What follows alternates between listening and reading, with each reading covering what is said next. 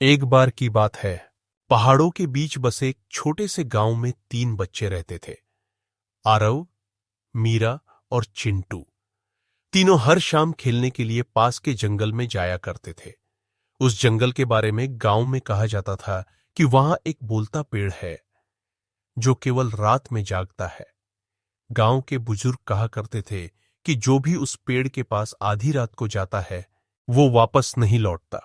लेकिन बच्चों को रोमांच और रहस्य बहुत पसंद था, इसलिए एक दिन उन्होंने तय किया कि वो उस पेड़ को खुद देखेंगे। रात के 12 बजते ही तीनों टॉर्च लेकर जंगल में निकल पड़े। चारों तरफ सन्नाटा था, बस झिंगुरों की आवाजें और ठंडी हवा चल रही थी। अचानक चिंटू बोला, मीरा, वो देखो, वो बड़ा पेड़ हिल रहा है। वो वही था, बोलता पेड़। उसकी जड़ें जमीन से ऊपर उठ रही थीं और उसकी आंखें चमक रही थीं। पेड़ ने गहरी आवाज में कहा, कौन है वहां? क्यों मेरी नींद में खलल डाल रहे हो?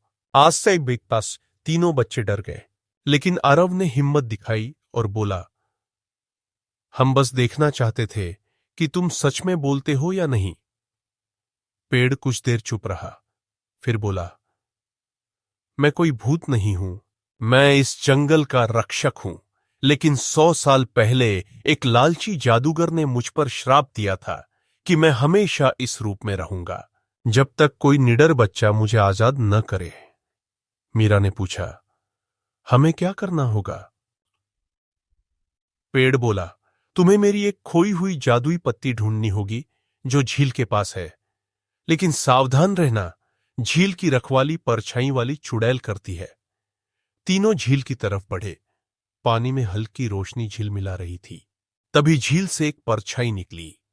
वो थी चुड़ैल। उसके बाल हवा में उड़ रहे थे और उसकी आंखें आग की तरह लाल थीं। चुड़ैल चिल्लाई, कौन मेरी झील में आया? ये पत्ती मेरी है।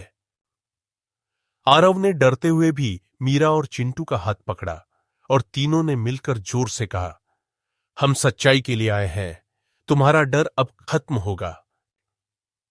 अचानक झील से रोशनी की लहर उठी और जादुई पत्ती हवा में उड़कर आरव के हाथ में आ गई। तीनों वापस पेड़ के पास पहुंचे।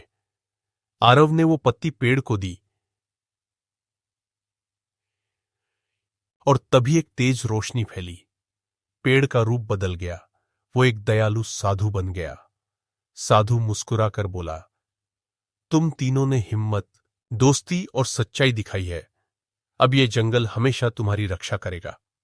इसके बाद साधु गायब हो गया और सुबह का सूरज उगाया। गांव वाले जब बच्चों की कहानी सुनते हैं तो आज भी कहते हैं, सच्ची हिम्मत डर को जीत लेती है। डर को जीतने का सबसे अच्छा तरीका है उसका सामना करना।